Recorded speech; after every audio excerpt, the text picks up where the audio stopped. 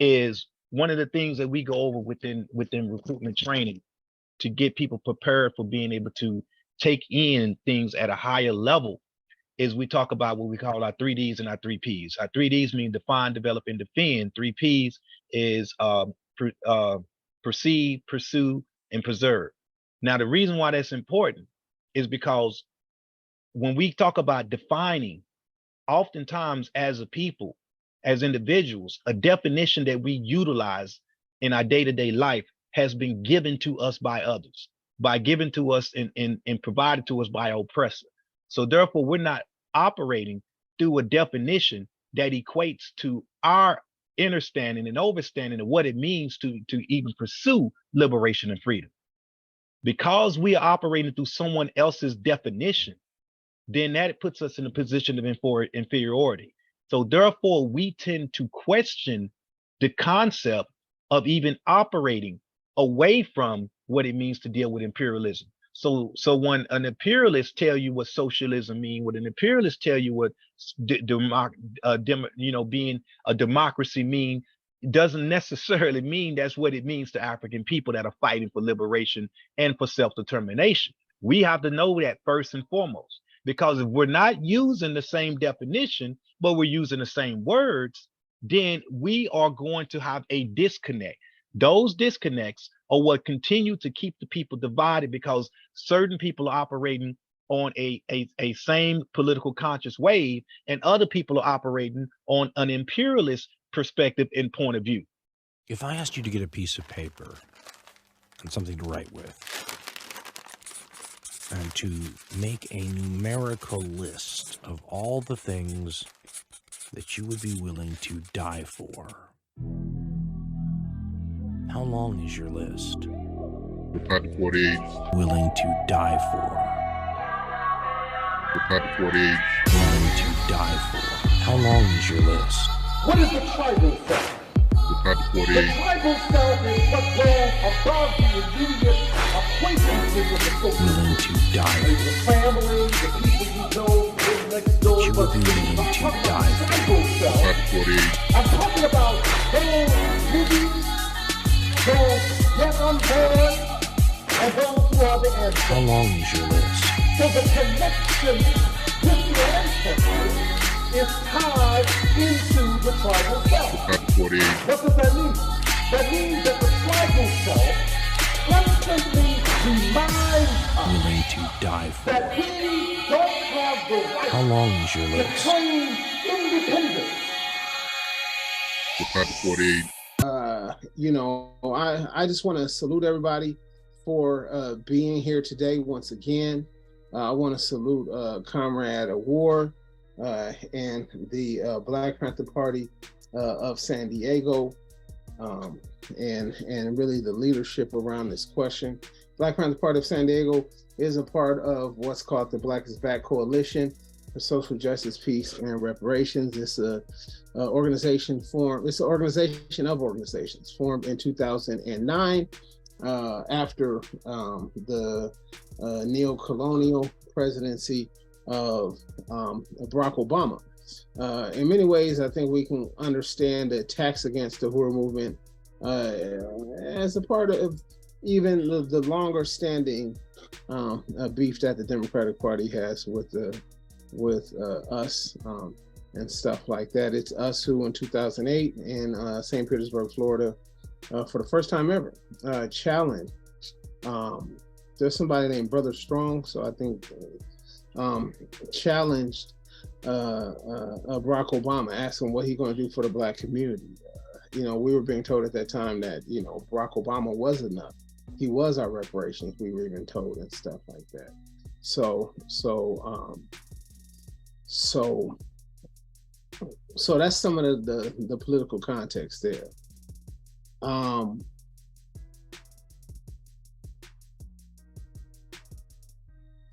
I want to start by, like I said, thanking everybody for their support today.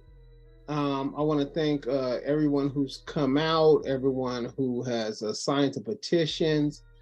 So many of you all have come out. So many of you all have signed the petitions, have circulated the petitions. San Diego has actually played a remarkable role in this. I mean, from the jump.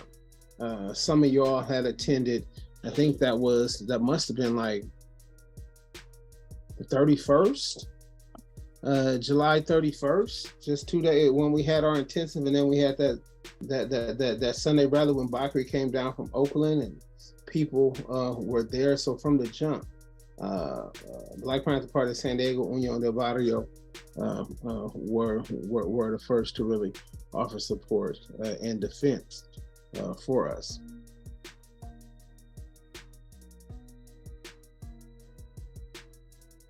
So many of y'all have not seen this video. So what I'm going to do is I'm going to play this video for you all to check out. This is a video detailing the attacks against England.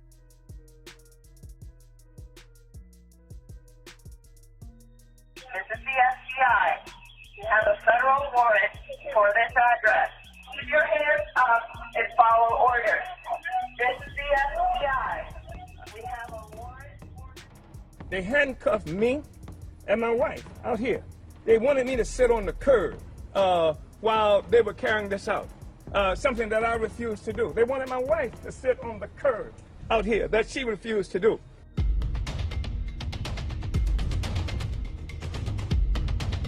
As I was coming out, this big old drone met me.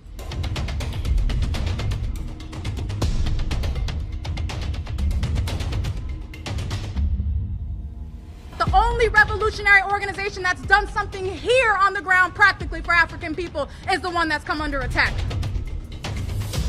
Institution that offers a community radio station, a newspaper, a commercial kitchen, an Aquaba Hall rental space, and community office for our organizers. That was the building that has come under attack.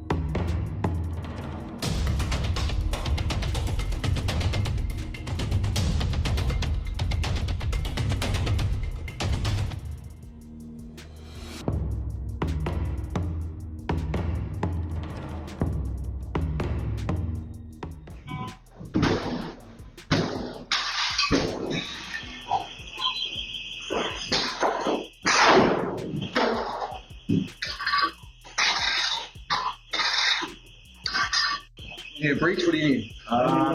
They want, I don't know. Oh, it's whole benefit money. Hold on. Thank you.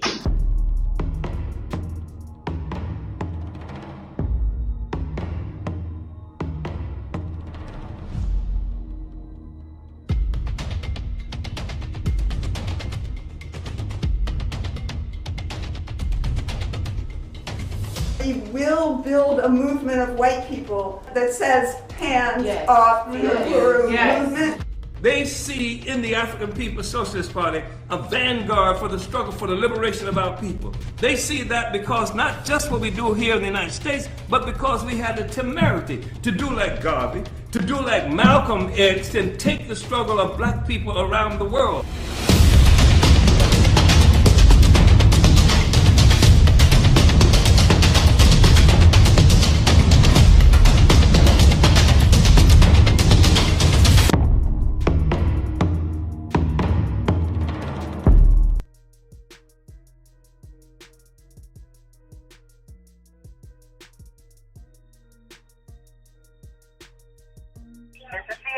All right, so that details the attacks, but it also details the work of the Uhuru movement. I want to begin this, as noted, by saluting you all. I want to salute also the leadership of Chairman Omali Eshatella.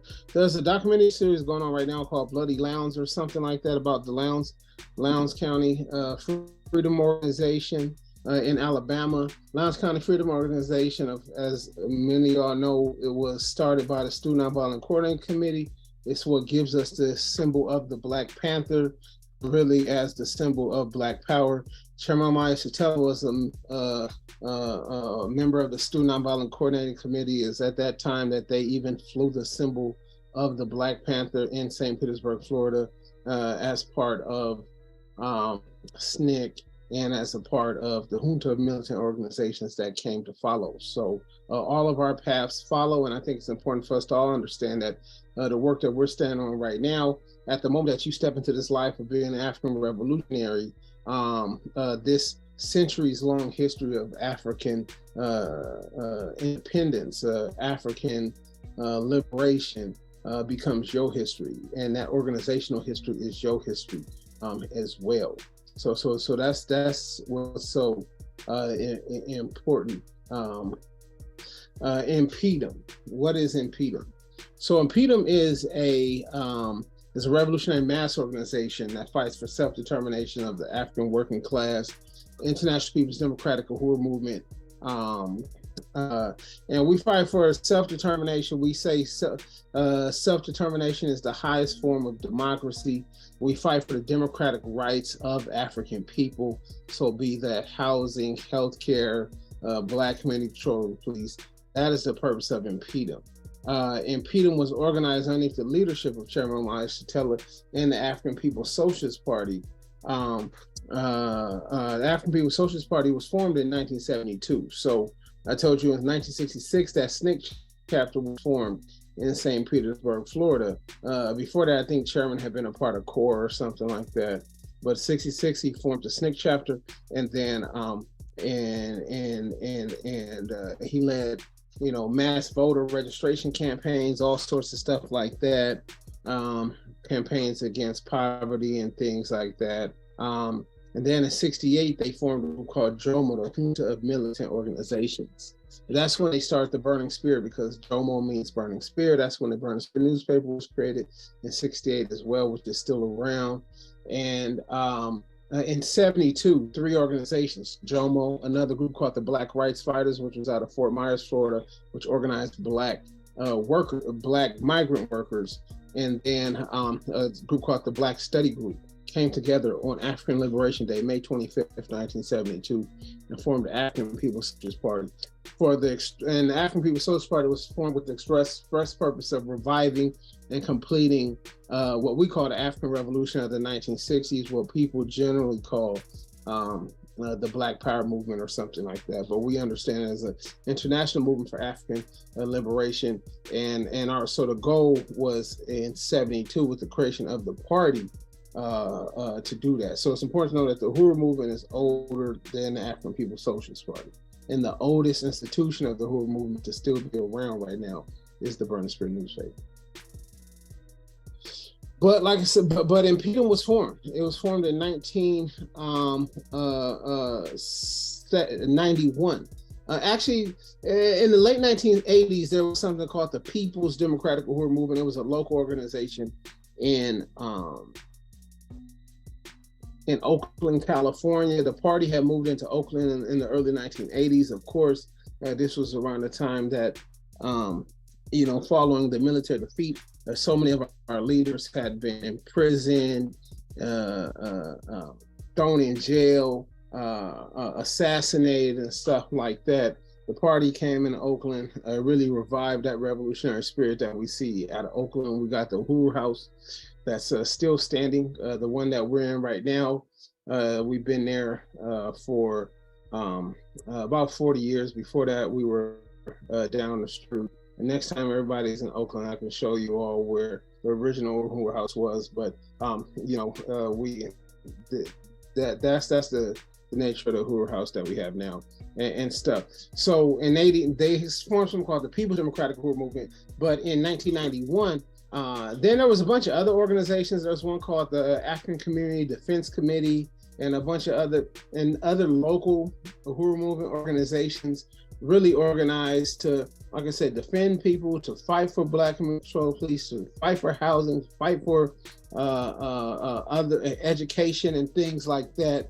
Well, in 1991, April 6, 1991 in Chicago, Illinois, we had a conference And that convention was to form the National People's Democratic Uhuru Movement, N.P.D.U.M, with an N.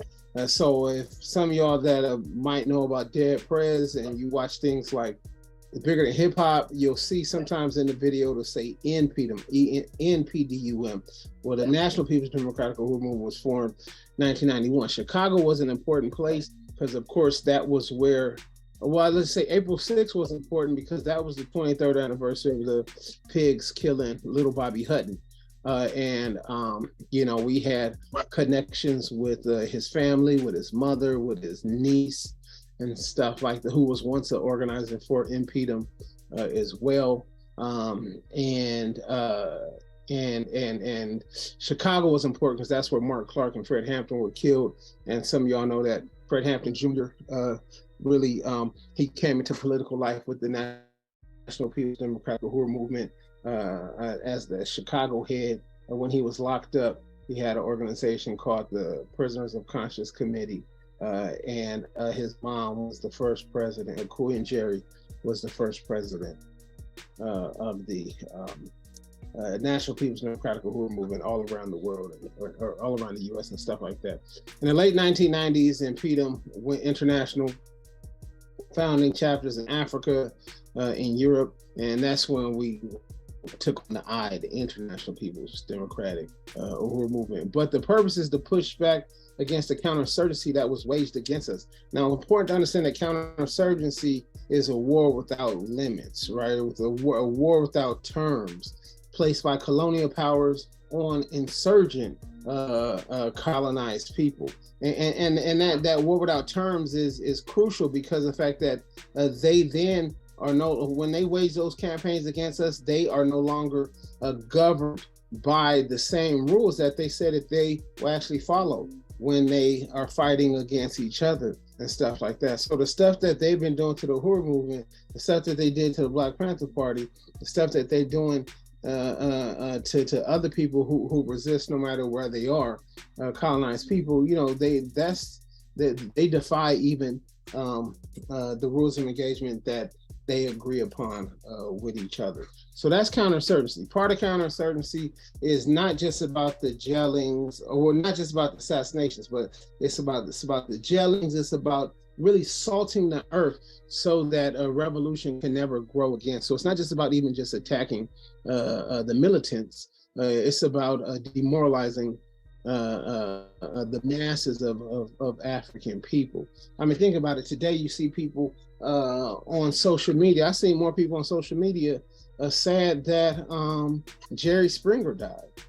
And only counterinsurgency can explain for the fact how Africans are sad that Jerry Springer died, but saying nothing about Rakeem Balagoon or something like that. That's sitting in jail in Texas right now, and so many other Africans, and the attacks being placed against us. But you know they gonna say rest in peace, Jerry Springer, right? We can get deeper into that, but I just wanted to throw that out there because I know that some of y'all, like I said, feel free to jump in. But then also sort of distortion of the history, right? Because history is connected to colonialism, right? Because when you produce your own independence, when you produce and reproduce life for yourself, you produce in history. So what they do is they wanted to separate us from our history. First, they separate us from our history by calling us niggers and coons. Now they separate us from our history by calling us kinder names like African Americans. So for us, what we say is, now we African people, one nation, one African people, one nation, and stuff like that.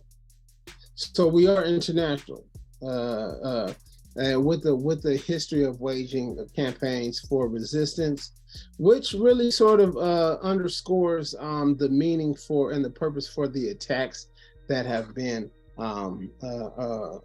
waged against us. This is the reason why we are here, because of those attacks that have been waged against us. As you all know, we have 4 unindicted co-conspirators that have been named against us in these bogus, trumped up charges meant to not just defeat us, but to defeat the movement overall. It's important to understand that the social system that we live in is shaky. There's a lot of symbols of it, but I don't know if people really quite understand what they're going through. I mean, y'all know people that went to college, and those people that went to college are driving Uber, working at Starbucks, flipping sneakers. I was trying to ask this the other day. I said, look, if you got to be the third person to actually touch a product before it's sold, and you think that's how you're going to come up, that's not a sign of a good economy, right? That's but so the whole social system is being propped up, and so, but the social system is in crisis, and it has been for at least 30 years. So these attacks really represent the response of a social system that's in crisis, and it can't exist as it did anymore. And there's a lot of different reactions. There's sort of counterinsurgency. There's the propping up of neo-colonial leaders and puppets, and in the U.S. and outside the U.S. So that's the real material basis for these attacks. But I also want to note this, right, that an assassination attempt has been placed against Chairman Omali Yeshitela. There's this Ukraine hit list, this website that exists, and they list information and call for the assassination of people who they see are enemies to Ukraine. But this site really is a operation out of Ukraine, but in direct relationship to the CIA. And Chairman Matsemela has actually been on this list since 2015, this Ukrainian hit list. So this really just deepens what we're talking about. And like I said, this goes into that as well. So going and look that up. You can go to, I think it's like People's World or something like that, that have an article about this and things like that. It's called Me Wrote Vreds, which talks about this, and like it's the sort of Security Bureau of Ukraine, the SBU, talks about that. But we also know that on so we talk about July 29th, but the truth is that on July 2nd, we see full 27 days before, we see really what we understand to be a dry run that happened against the Uhuru movement, in which they say it's just some normal guy who just hated Black people and socialism, even though he was African, so much that he drives up on a Saturday morning, pulls out a military grade flamethrower and torches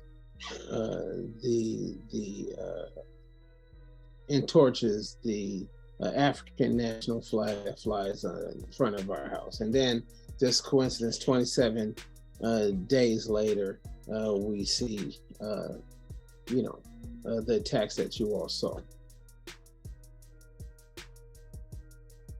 So in December 2022, we see we were alerted of threats of impending indictments that were going to come in early 2023. In many ways, I think we can suggest that the fact that they didn't come so quickly was a reflection of the fact that, of this pushback, right? The people, the people have risen up in defense of the Uhuru movement. So on January 7, 2023, 162 days after the FBI raid, we see this church. It was a vacant church, but the Uhuru movement was on contract to buy this church, so this could be made into our headquarters and renovated and stuff like that. It sits near Chairman Omali Yeshitela's house. It was torched to the ground. And then on February 14th, we see domestic sanctions, right? So more assaults, more counterinsurgency being placed against us, in which on Tuesday, February 14th, the commission, well, what happened is that of the whole movement, we have a lot of different economic institutions, nonprofit, for-profit, things like that. And one of our nonprofits is African People's Education and Defense Fund, a registered 501c3 that had won a $36,000 grant for small equipment upgrades. And we placed fifth on the list of well over 50 different organizations and stuff like that. The people who awarded us the money were even upset about this state attack against us. But you know, Zionist a county commissioner convened a special meeting on Tuesday, February 14th, and in this special meeting revoked this grant because he specifically did not agree with our political positions. And it's also important to note that one of the people who helped him was a sellout, a neo-colonial African one as well, from St. Petersburg, Florida. Because that's part of the thing, right? You know, we got to be able to see our own freedom. We got to be able to see our own freedom. And what we see with this neo-colonial people is they can't see their own freedom. They can't. They can only see the future of themselves bound into this social system. But then comes March. Even more economic sanctions being placed against the Uhuru movement, this time attacking our work in St. Louis. You know, is the party that went into St. Louis after the killing of Mike Brown, but as all the other people hightailed it out, you know, with all their George Soros funds and stuff like that, the Uhuru movement is still there, building on the ground. So they attacked us, trying to rip away the economic base, and I think we'll talk a little bit more about that and stuff like that. And then we know April 18th, the indictments against three, what some people are calling the Uhuru Three, have come down against us. At this time, no charges being placed on Director Kilian. So the point here is then sort of the counter-offensive, right? How you all can join in the counter-offensive. The one thing I say is absolutely different now than the 1960s is that, you know, the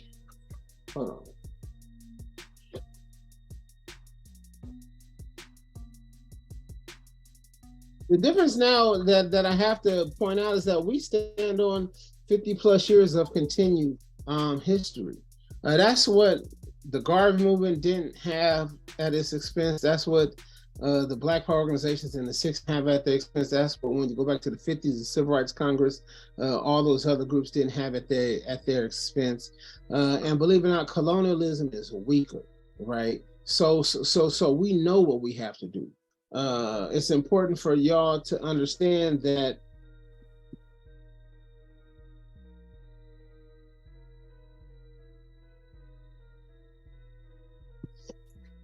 that is two things that really provide the best security for any organization. Your revolutionary ideology, so you gotta have a unified ideology, and the people, right? The people and a revolutionary ideology is what provide for the biggest thing. And something I would also say is this is representative of our biggest strength as well, right? The Black Panther Party reached out to the Uhuru movement to say, hey, we got your back. That's important because I know a guy named Vernon Sakumu. Y'all might have, I think Sakumu was at that event where the US organization and the Panthers came together. Sakumu said he knew when the stuff got bad, him and Kenny Dimon, who went to San Diego State together, Kenny, founder of the Black Panther Party of San Diego, passed a couple years ago. they had stopped talking. And he said at the moment that he could no longer pick up the phone and call his friend, that's when both groups became most vulnerable and stuff like that. So this right here, finding a unified, a principled unity with each other is important. That's what Malcolm called for, right? That's what he called for in both the message to the grassroots and in Ballot of the Bullet. So what y'all can do, y'all can sign a petition. Most of y'all have done that. Hold a fundraiser. Know that this Hands Off Uhuru movement isn't like simply us, right? Y'all are Hands Off Uhuru as well, right? You know, take these petitions out, donate, do fundraisers, start your own local committees. We have a local Hands Off Uhuru committee here, and the Panthers do participate, but let's make it bubble. So we got a rapid response pledge.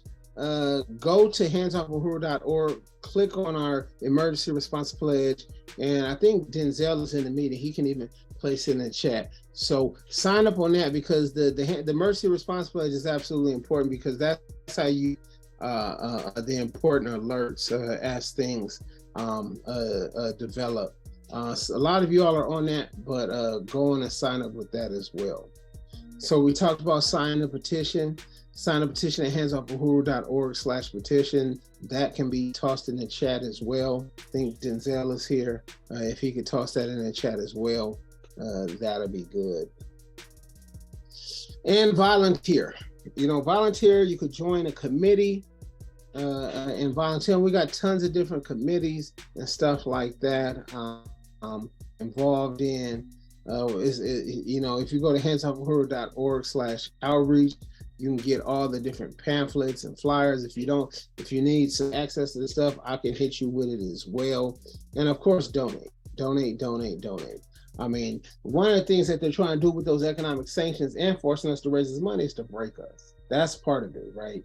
You know, when y'all watch that Black Panther Party, the Vanguard of the Revolution documentary, one thing that they talk about is at the moment that they went into defense mode, the U.S. government knew that it could cut off the programs they was, and the number one reason why they attacked the Panthers was because of the programs that they were doing, which they showed us. The day in which the attacks happened against us, we were holding beginning a doula program, because in St. Louis, North St. Louis, so many Black babies die every year that they could fill up 15 kindergarten classrooms. That's how many Black babies die in North St. Louis every single year. So we want to place the power of Black birthing back into the hands of African people and stuff like that. So I just want to make that point. Maybe that's something we want to talk about after I get done here. So I just got probably maybe I can breeze through this, but when we talk about the Uhuru movement, we talk about 50 years of Black power institutions. Really bring together the vision of Marcus Garvey with dialectical materialist, historical materialist, socialist philosophy, which grounds the oppression of African people in colonialism, not racism, but colonialism. What we mean by that is colonialism is the base of our oppression. Racism is superstructure. Superstructure is the ideological support for the base, but you can't free yourself by defeating the superstructure, right? You can only free yourself by overturning the base, the economic, political force of one's own oppression, which is colonialism. So Garvey understood that. We attached that with, understood that we got to be able, that self-reliance is key towards self-determination, doing for ourselves, but also not just doing for ourselves, but understanding that when we're doing for ourselves, we're preparing to govern ourselves, right? Not just exist within the society, but preparing ourselves to govern. So, from our pie company to our radio companies, to this is the Uhuru Marketplace, Uhuru Furniture and Collectibles, That's Bakri. Y'all, some of y'all met Bakri already last summer. That's him, and who works for the Pie Company out of Oakland with Steph Curry. They look like they probably gonna make it to the next round as well. You know, our electoral campaign work, another reason why another example of the work that people have done. You know, we got tons of different work we do. You got the Marcus Garvey Youth Program in South Africa. They got things like Project Tutukani, regular political educations. We got a maternal health clinic that we ran in West Africa, cutting a significant reduction in the birthing deaths of mothers and children. Black Ankh was formed in reaction to the Ebola crisis. This is the work that our movement does. You know, this is the electoral campaigns, like I talked about, in which we were the first campaigns to ever put reparations on the ballot. 2017, 2019, first campaigns ever to place reparations on the ballot. And here's the thing: is the thing that makes us so dangerous is the fact that you know, we got black power, in white face by way of Uhuru Solidarity, going behind the lines, what Malcolm told us to do, behind the lines. And now they can't just defeat us by attacking us, they got to attack their own community as well. Just like they try to use neocolonialism against us, we use white solidarity against them. But to understand that it's not like some separatist thing, right? When we talk about using neocolonialism against, white solidarity against them, that's white people understand that the only way forward for them to be free is to overturn this colonial capitalist system as well. If you're a white person and you know that you catching hell and catching misery, it's important that that misery you facing is still on top of the pedestal of oppression of African people. But you can either free yourself at the expense of African people or free yourself in unity with African people. And that's what true solidarity does, and Jesse represents that, and we know it because that's why he got attacked. You know, we talk about us being worldwide. That's important as well. Late 1970s, you see Chairman Omar Taylor right there organizing in support of, actually this is early 1980s because we talking about Reagan. This is about 1981, hands off El Salvador. We know that we played an active role in support of the FLSN over in Nicaragua. Chairman had actually, after victory, visited Nicaragua. In the middle, we see the Irish Republican Socialist Party, which in 1983, Chairman had visited Northern Ireland as a European tour to build the ASI and to push for reparations. The ASI is the African Socialist international grouping of African socialist or African internationalist organizations.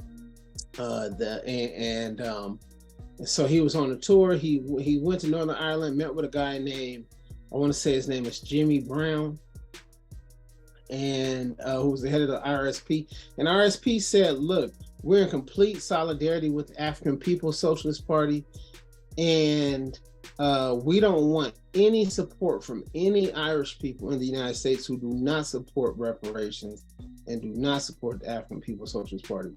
Because it was at that point that the Irish had this thing where they said, we're the last colonized white people. So they identified as colonized people, but here in the United States, you know, we know that that sort of colonization of Irish people has always been used against African people. IRSP understood that and said, hey, we ain't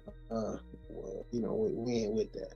So, and then to the right, that's Ernesto Bustillos. He's the co-founder of Unión del Barrio. He passed away in 2012, but we've had fraternal relationship for almost 40 years with Union Barrio. So this is the internationalism we speak of. To the left there, you have that is solidarity with Iran, late 1970s. We see Winnie Mandela. We hold up Sister Winnie Mandela, the true revolutionary, and in between Winnie and Chairman is a sister named Gaida Kambon, who was a longtime organizer in our movement. The left, right there, we see that's African Liberation Day. It was either last year or the year before that. I think it was African Liberation Day last year in Sierra Leone, whereas that's AOD in like 2017 in South Africa.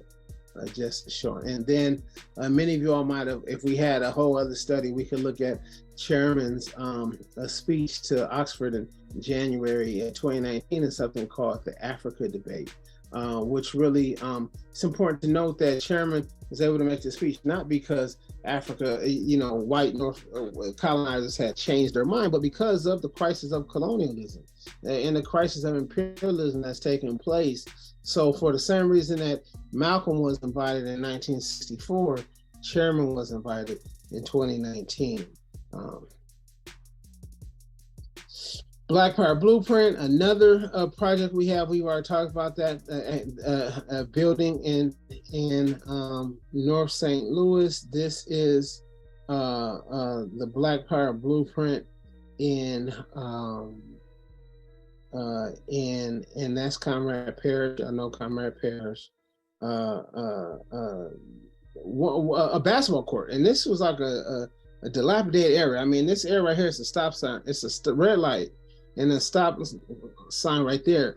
And I'm telling you, through St. Louis, people do not stop at stop signs, and it's dangerous for kids. Kids stop playing in the streets and stuff like that. They don't even and things. So we saw that. We say, we saw kids shooting inside bicycle rims and said, okay, we're going to build this for the community, which is what we did. And the night that I think Denzel was there, but the night we put on the lights for the first time, the same people I saw normally speeding through the streets, I seen them stopping at the stop signs, taking it in and respecting their area. So the point here is that the reason why we do this is a part of, like I said, preparing to govern, right? That's the purpose of doing a continuing power. This is a sign of doing a continuing power. We talked about the doula clinic, the Women's Health Center being built as well. This is what's this place? The Mafundi Lake African Independence Workforce Program, housing for formerly incarcerated people that we have over in North St. Louis, actually right next to the basketball court as well. So the appeal here is for everyone to join the counteroffensive, right? To join it, you can join it through, as long as you unite with these principles of unity right here, boom, you in. We got Hands Off Uhuru activity taking place all around the world. We see Washington, D.C., Johannesburg, and London, Paris, and right now we got swelling of support. The Bahamas, Jamaica, and stuff like that. And this one here is important because understanding that this Hands Off Uhuru, Hands Off Africa, understanding that that the attack against us is a part of an attack against Africa itself. And that's why here Comrade Janelle says, hey, the attack against the Uhuru movement is connected to the FBI being invited by neo-colonial leaders into Jamaica. We see here them raising this understanding of the genocide taking place in the Congo underneath the guise of Rwanda. And they have connected with us as well. So that's important. It's been dozens of interviews. So much that we can't even note, but these interviews, we've gotten a groundswell of support. The interesting thing that's happened recently is there's even, what's the guy? He's a pig, but he is even calling out the contradictions correctly. Tucker Carlson. So everyone from Tucker Carlson to other Black revolutionary organizations, vastly different spectrums, all coming to the defense of the Hura movement because it's so flagrant. One thing we have, and we can think about passing this here in San Diego, is this resolution for sanctuary cities, demanding city governments to refuse to work with federal agencies to attack Black community organizers and members stemming from work that we do for the betterment of Black communities, right? We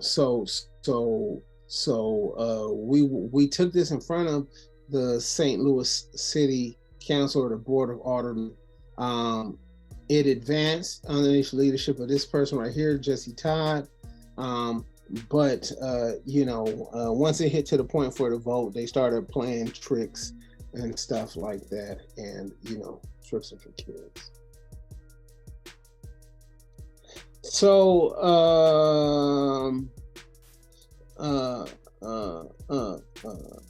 this is May 18th, March 18th. Chairman Elijah Teller spoke at this anti-war conference, Congress, and got just an amazing amount of support. The success we've had here is to really put the state, put the state on trial. We're not retreating, we are building and stuff like that. And this here goes deeper into really one of the campaigns we got going on right now, pushing back against Regions Bank. We don't necessarily have Regions Bank out here, but if y'all do have connections with people down south, Regions Bank is a big bank down there. Tell them to pull their funds out. The International Future Democratic Uhuru Movement pulled all of our funds out of Regions Bank in defense of African self-determination, the attacks that they made against other parts of our movement. So that's a big fight back that we have going on right now. And this was March 31st, in which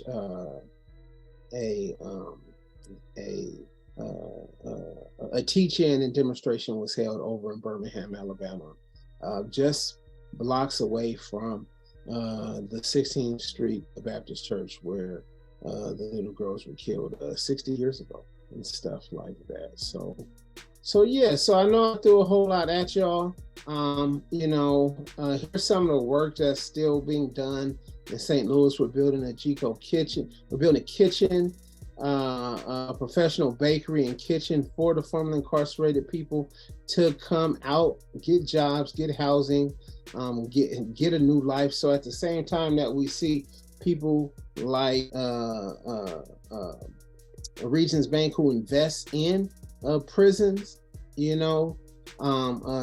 attack and who has on their board former FBI members. We have us. This is what we mean to build dual and contending power. This is the garden, the community garden and the marketplace we built over there and stuff like that. Another thing you do is go to handsofwho.org/shop and copy you some swag, copy you some merch. All of that is just different ways to which you all can get involved. I know that, like I said, it went in different ways. I don't know. I know I can talk more about the programs that we have, or like what COINTELPRO is and counterinsurgency and stuff like that is. But I'll open it up now for questions and responses. I'll turn it back to Brother Ward to maybe offer a summation and then move it towards a question and answer or something like that if y'all are interested. But I just want to thank everybody for being here.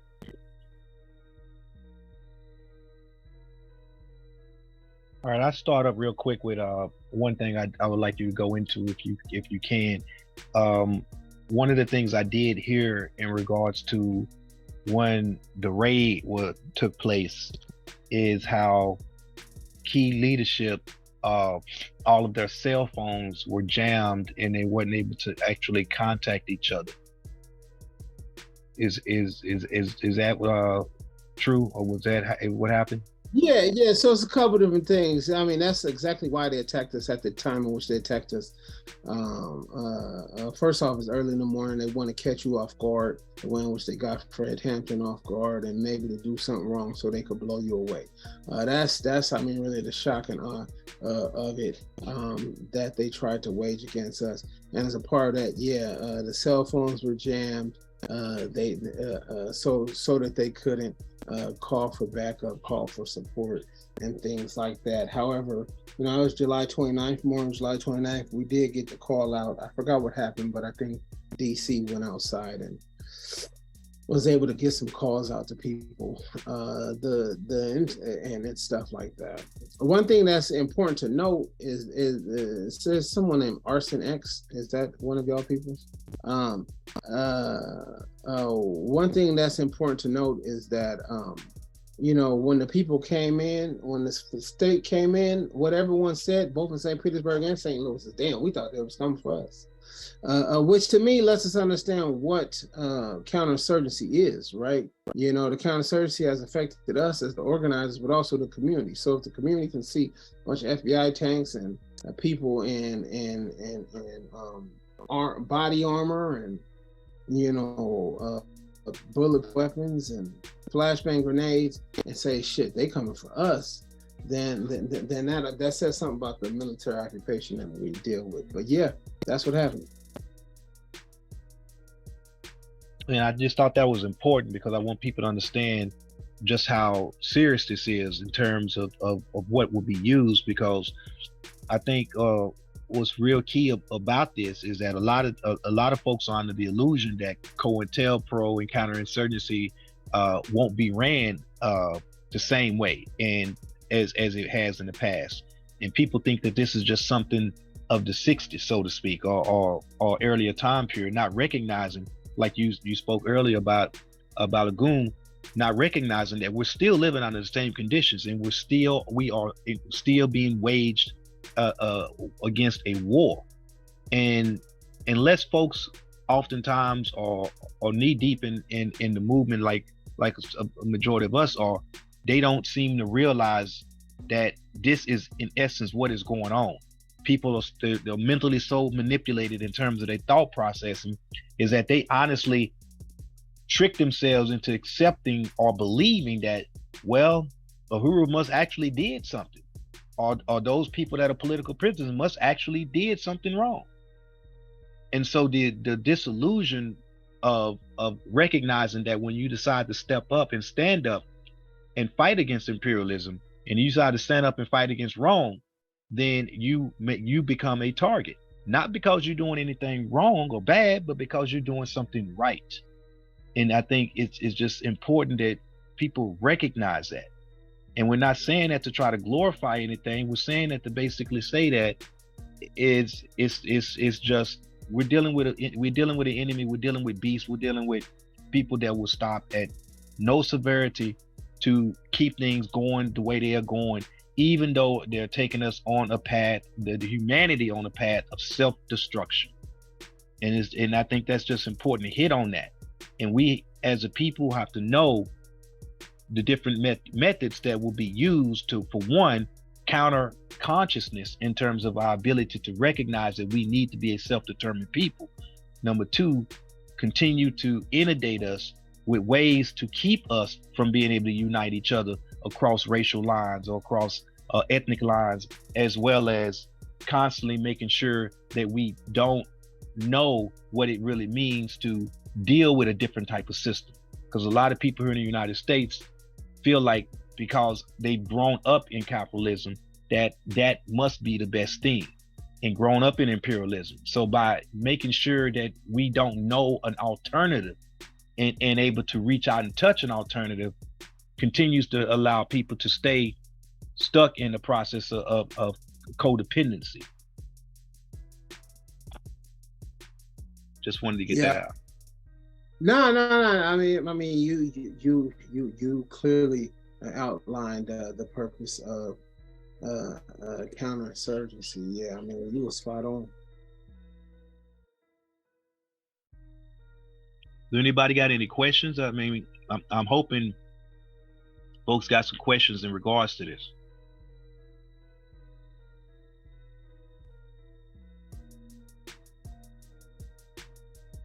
Comrade Fiel, can you add some insight? Yeah, I was more thinking about how do we maintain solidarity despite these high-profile attacks? Because like Chairman was saying before, it's really easy for the narrative to get skewed, especially because people who are far away from the situation don't have a clear view of it. So my main thing is, like, especially from an information perspective, like, at least since your organization has been going through it, what have you found to be most effective in retaining solidarity and informing people of the true nature of the situation? I mean, you know, you can follow handsoffahuru.org, Hands Off Uhuru Facebook, Hands Off Uhuru on all the social media platforms, even TikTok. Read the Burn the Spirit newspaper, which is important. You know, the principle unity. Like I said, coalition is important. You know, I think, you know, what we can do.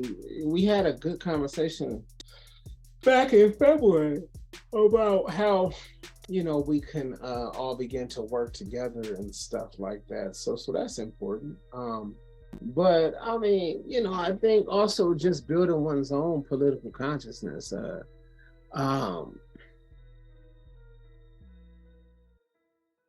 I mean, the more we see ourselves individually, you know, as African people, as colonized, you know, you don't have to know everything to know the wrong thing. You know what I mean?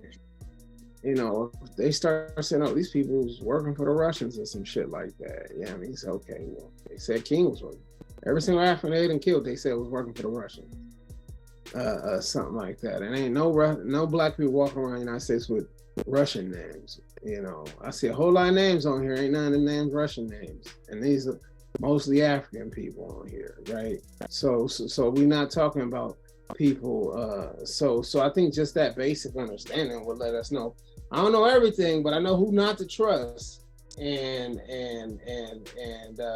then from there, you know, we can build. I think organizational integrity is important. I think when people come at these, not as individuals, but with other organizations, then you got a grounding through which you can enter into the conversation and stuff like that. You got some sort of principles to move about with yourself. I mean, we heard War talking about that. That was absolutely critical, you know, like how to carry yourself in public as you a leader of the masses of our people.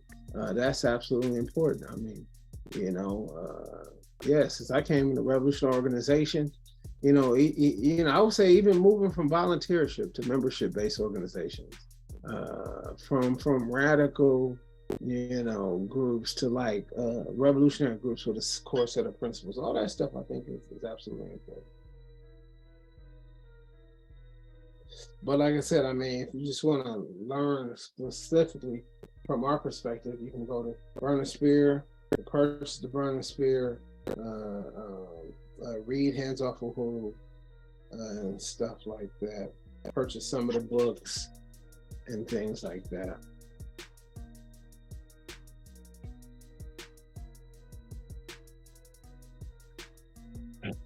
All right. Are you able to go a little bit more into some of the current operations or alternate names that counterinsurgency programs may be running under? Like you spoke a little bit earlier about one of the comrades that I know was wrapped up in basically what happened based on black identity extremism. Can you shed a little more insight on that? Yeah. So they got the black identity extremism. They got two comrades. They got Comrade Rakeem Balagoon, who I've interviewed for our Burn the Spirit, for my Black Power Talks podcast. And we got the comrade, there's a comrade out of St. Louis, who they got for just posting stuff on his Facebook or something like that. Said he wanted to paint St. Louis red or something like that, it said. And they said it terroristic threats or something like that. And that comrade sitting in jail right now. So it's new political prisoners not just the people from the past, which we should talk about as well. But I think that Black identity extremism was important. But I think it's important to know that was arisen at the same time that BLM was arisen. I'm not coming at them, but what I want to say is that the government was faced with a choice, right? And what they want to do is they want to isolate some of the revolutionaries and say, well, this is the good way to be dissident, right? And stuff like that. So that was the purpose of that Black identity extremist thing. But I think what the Black identity extremist thing really underscored was the fact that you know, the sort of counterinsurgency programs of the United States government hadn't gone away. The thing to importantly note is that oftentimes here they say like the Black Panther Party had lost the most people, but most of those people, you got to understand, was in Southern California, between here and Los Angeles and stuff like that. The Black Panther Party. I guess the reason why I'm talking about that is that, like, in Los Angeles and San Diego had its own counterinsurgency unit. And in Los Angeles specifically, Chief Parker felt that his group was better than the FBI and didn't even want the FBI's help. So it ain't just about the FBI or something like that. Or you watch that movie where they say J. Edgar Hoover's a racist, that's why he did what he did. He might have been a racist, maybe he wasn't. Maybe he had a Black boyfriend too, you know? I don't know. That's not the core contradiction. Even me referencing his sex life, that's not the core contradiction. He could have been a Puritan. You know, they try to say he's a Puritan in one movie, and other movies they say he was doing other stuff.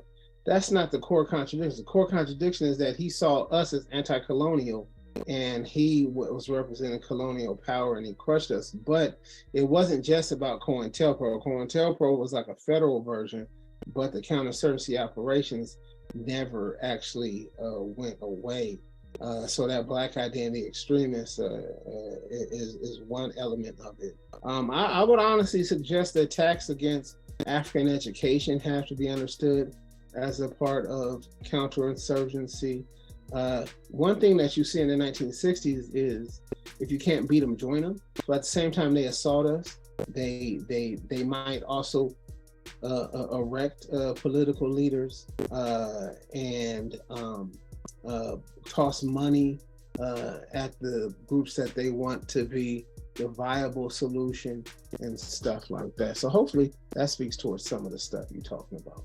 But yeah, that Black identity extremism is important. Because the other thing too is they want to make us race separatists. They say separatism, but we're not race separatists. You know, when Thomas Jefferson and them broke away from England, no one said that's the Declaration of Separatism. They said Declaration of Independence. We want independence. You know, there's no one will suggest that there's a way through which different nations can come together while one is subordinate to the other. You know, the only time that's asked to do that is for African people and indigenous people here in the United States, you know, for us to see our fortune tied in with the people who colonized us, you know. There's some questions in the chat. What did you say? Oh, I was just gonna say, to me, another aspect of that kind of goes into a lot of people not familiar with the Joint Terrorist Task Force. And oh yes, Joint Terrorist Task Force, as well as AFRICOM. Toss that in there, but go for it. Well, I was just gonna say, in regards to that, it really goes into federal funding and officials and training being given to a cross sector of law enforcement in order to allow them to do the dirty work of the lower levels of counterinsurgency programs like you're talking about.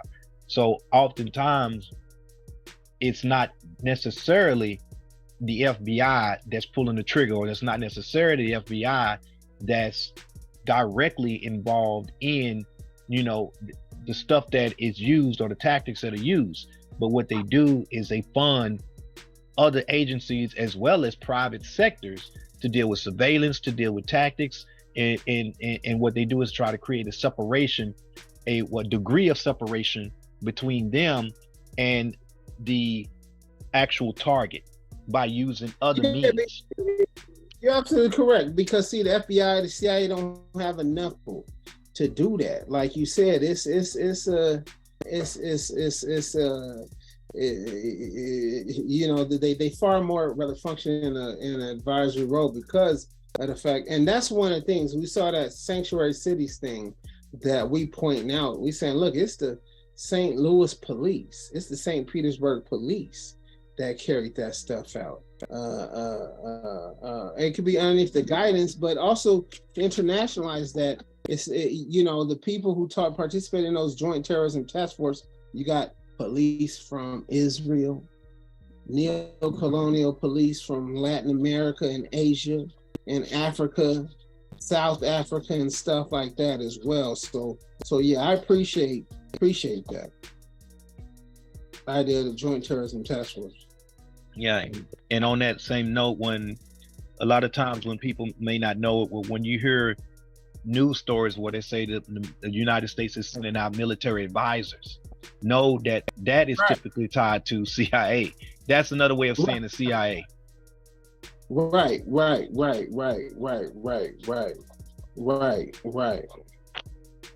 I mean, because remember when an African died in the army over in Niger, and then see, this is the difference between colonialism and race. Everyone was up in arms because Trump didn't show up at the funeral of that African who died in Niger. That's racism. Me, I said, wait a minute. This is the first time y'all even hearing that the United States is in war in Niger. That's colonialism. You know what I'm saying? But people are like, he didn't salute a casket. I mean, that don't get the troops out of Africa. You should have said, wait a minute, what the fuck's going on? You know, how this guy in Africa? And so they just sent the African troop to Africa. And I tell everybody, whenever they say that your cousin got deployed to Germany, he in Africa. They say he in Italy, he in Africa. They say he in Spain, he in Africa. And they'll tell you it too. Because just ask them what them ribbons for when they get back. So you know, how you got a combat ribbon and you told me you was in Dusseldorf or whatever the place is called, you know? Yeah, it's a whole war going on. African people don't even know about it. Right. But once again, they'll tell you it's about extremism, bring the girls back, blah blah blah. You know, they talk about bring the girls back, but everybody else knows somebody who kids that got stolen here in the United States by CPS. Right.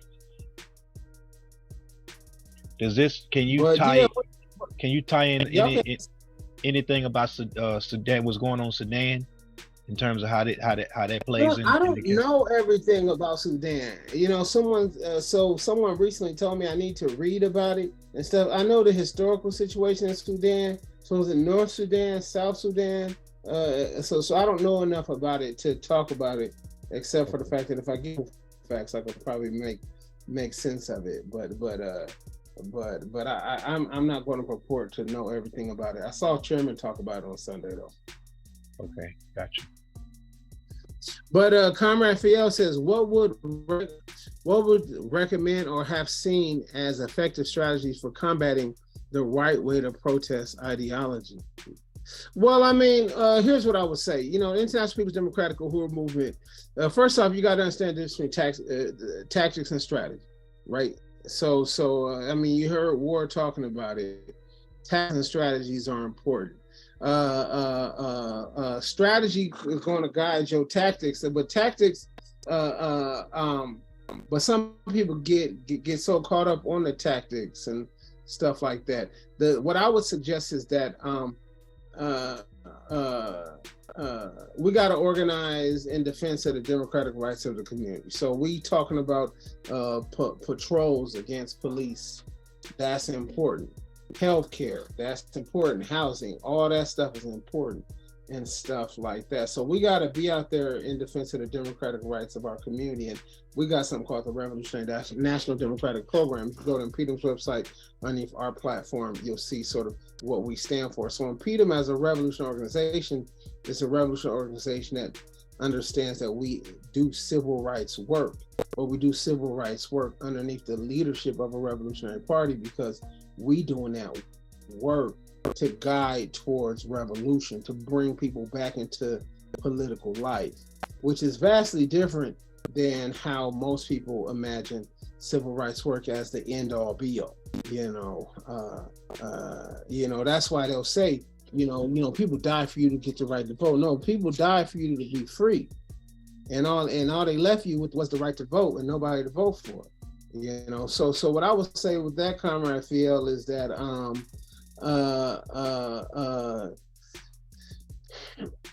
is that I mean the right way to protest is with ideology, with tactics and strategies, with some discipline. Every time you go into an action, you have your own goals and objectives outlined. And if you meet your goals and objectives, you might change them on the fly and expand them, or you might find them non-achievable, so you might depart or something like that. You don't want to be a revolutionary ambulance chaser, but we have to be out there. But all that right way to protest, wrong way to protest nonsense, I mean, of course, that's meant as a form of counterinsurgency. So I think you can also combat it with political education of the masses. You said, I find it's very hard to shake it and keep people away from effective action, even nonviolent action. And the violence, nonviolence, all that is tactics, right? The ANC in South Africa used violence to integrate, into society. I mean, that literally was their platform, was integration. It's called the Freedom Charter. So they use violence to integrate, Meanwhile, Robert Sobukwe, who had the better position, was a pacifist. And we don't agree with the fact that he was a pacifist, but his position, his end goal, which was Africa for African people, was the correct end goal, right? So tactics, strategy, and stuff like that. And another thing too is build with your comrades. You gotta worry about those people, because when the stuff start coming, when the winds start coming and the gains start coming, the people are gonna get on your side. The NAACP was forced to support the Mau Mau, so the NAACP did not condemn the Mau Mau in the 1950s, and NAACP was clearly not a peasant army, but so you ain't gotta worry about that. If you do, just don't talk about stuff with your family and find new friends. Well, one thing I want to add to what you're saying and make sure it's clear, because Comrade is distinguishing between strategy and tactics. And the thing about protests is, unfortunately, because some people are not studious in terms of recognizing what's going on, they make a tactic a way of life or a way of the organization. Yes. That's exactly. That's what you call elevating tactics to strategy. So protest is a tactic. Boycott is a tactic. I mean, you very rarely hear us say boycott and who remove it. Everything seems like we need to boycott. We need to boycott. And it's endless at times. They'll say, Africans, y'all need to boycott Walmart. Well, Africans can only afford Walmart. You know what I mean? Is that effective? Is it not effective? I don't know.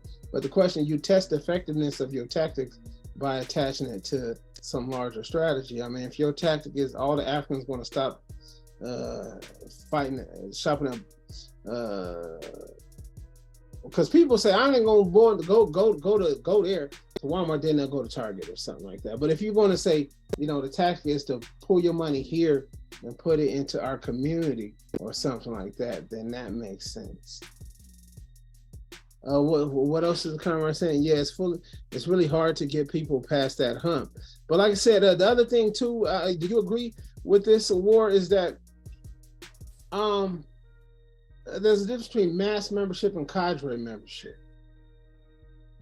You know, would you like to speak towards that? Because some people might be mass members still being brought into political life and stuff like that and political consciousness. But not every person going to be a cadre, you know, vanguard, revolutionary.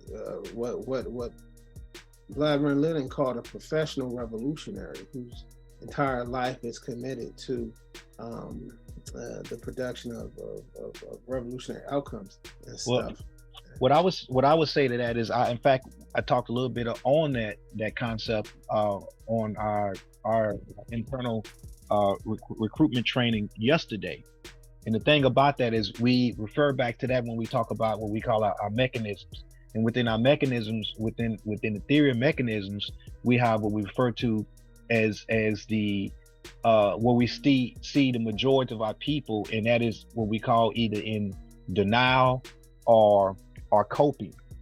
And a lot of times when we say that we're ready to step to the plate and be a part of something larger than ourselves, and that we all want to be involved in making, you know, things better in this world and be revolutionary in terms of our fight and struggle for our people, we break that down into three areas. A lot of people are willing, but that doesn't mean that you're able or ready yet. And so when you come into the movement, or when you come into an organization that's fighting on that level, simply being willing is what's going to take you into a recruitment training so that you can gain political consciousness.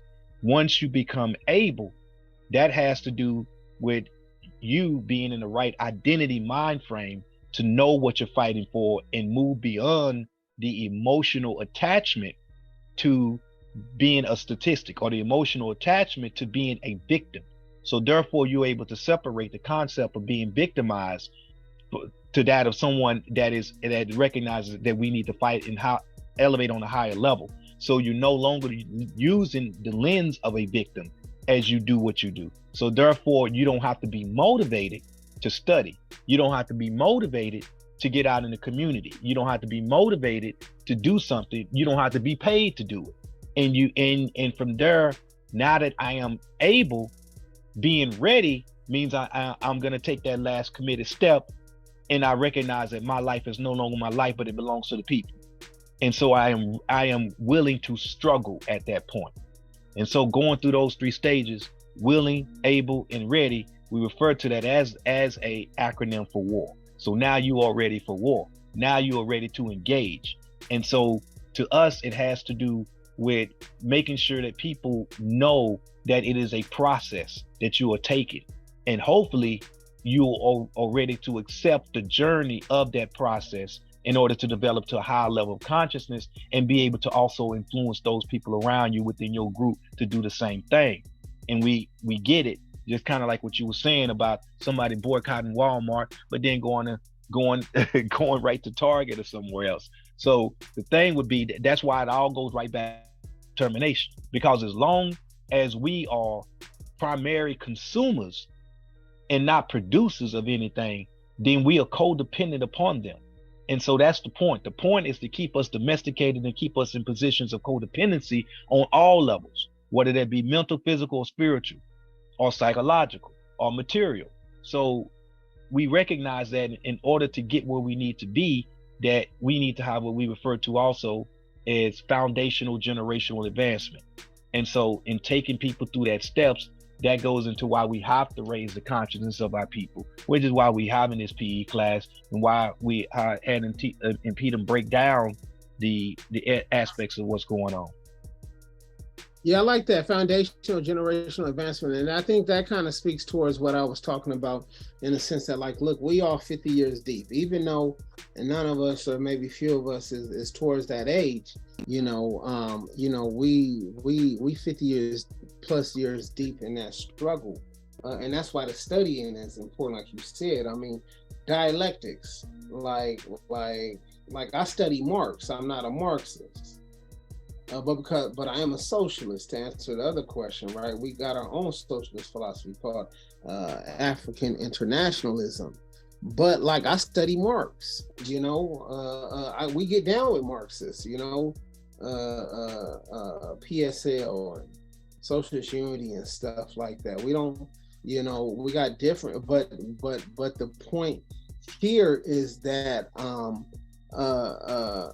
that learning from each other, so that we can and difference, so that you can come to sort of more informed conclusions and help us guide our way, is absolutely important. You know, I think that like I said, I know that that's what we got right now in 2023 that people didn't have in 1968. You know, you figure the separation between we further separated from the assault on the Panthers in 68 than they were from the assault on Garvey and stuff like that. In fact, that by 68, 69, it was same amount of time between us and now as them and the founder of the UNIA in North America. And Garvey was defeated by the 20s for the most part. You know, his organization lived on for a little bit, and he passed away in 1940. But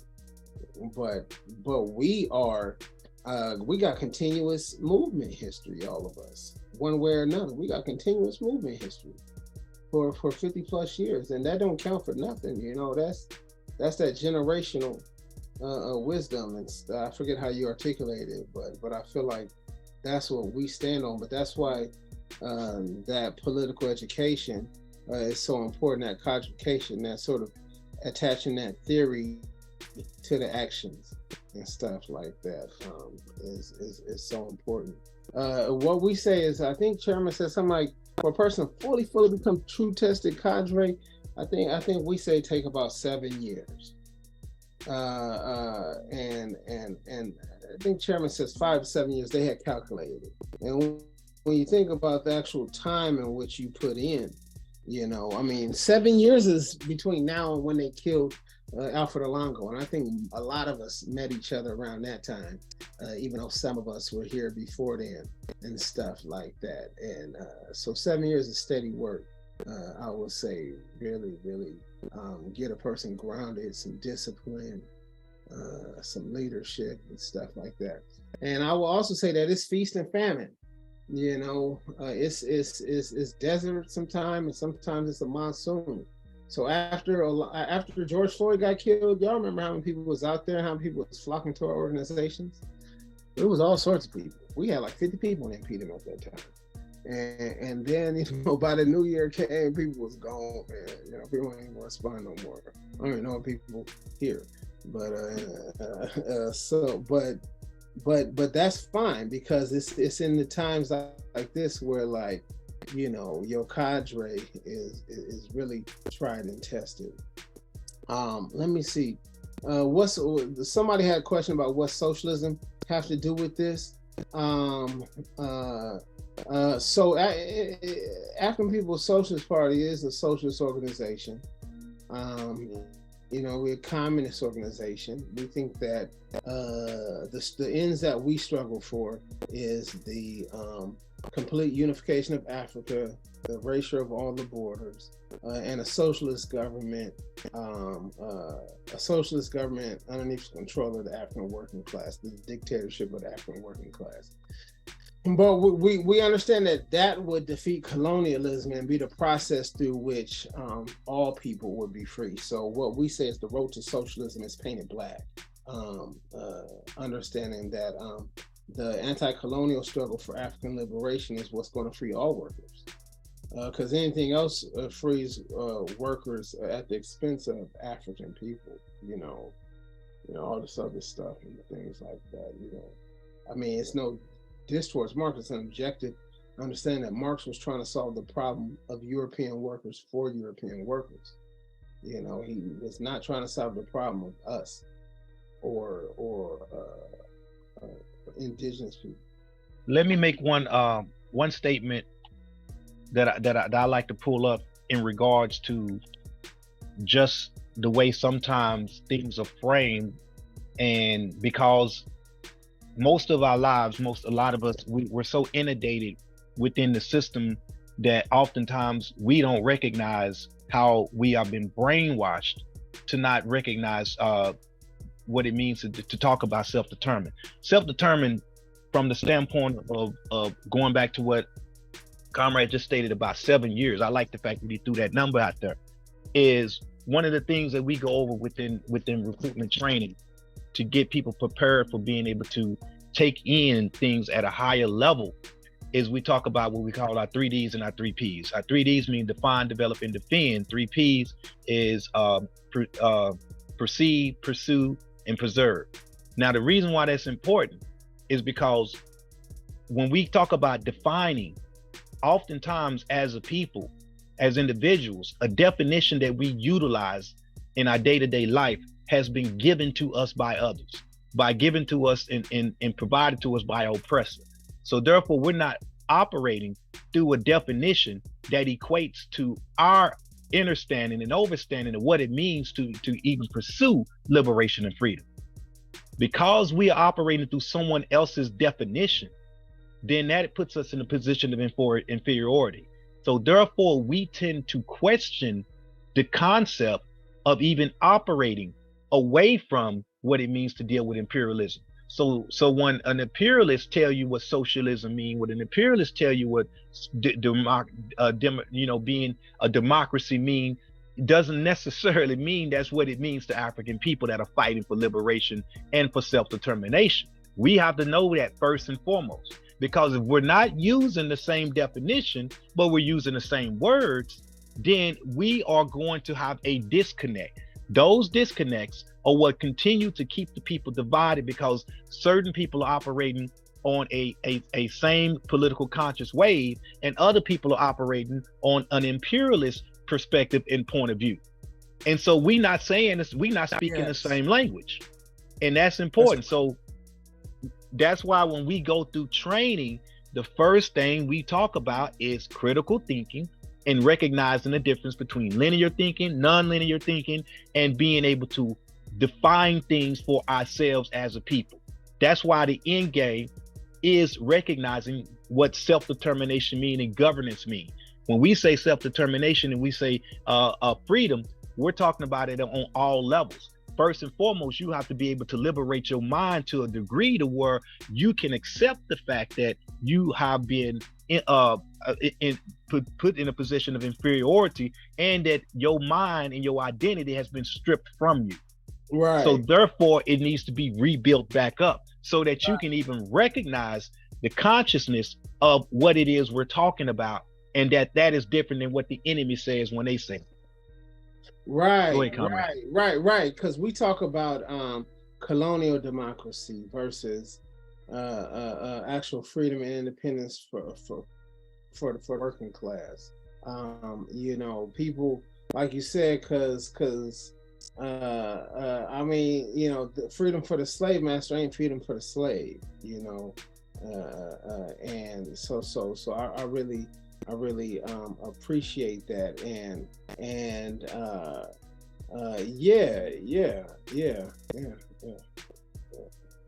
we say freedom for the slave is illegal, so Uhuru, I have a question for President Matsemela. Mm-hmm. Go ahead. So is it safe to say that socialism is the antithesis of imperialism or colonialism? No. I mean, there's different socialisms, right?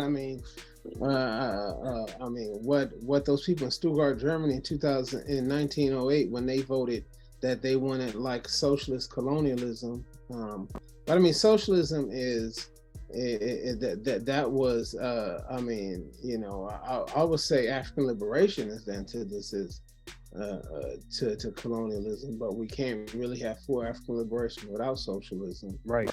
Right. But socialism is a form of government. Right. It's a form of government and economy. It alone, unless attached to when attached to an anti-colonial agendas. So as you know, as African internationalists, we say that colonialism is what birthed capitalism, and not the other way around, because then that tells us what we have to struggle towards. Our objectives is to defeat colonialism,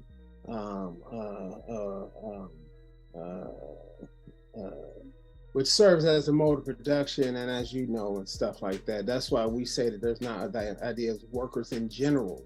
I mean, because there's colonized workers and there's colonial workers. I mean, overseers on plantations were poor white people.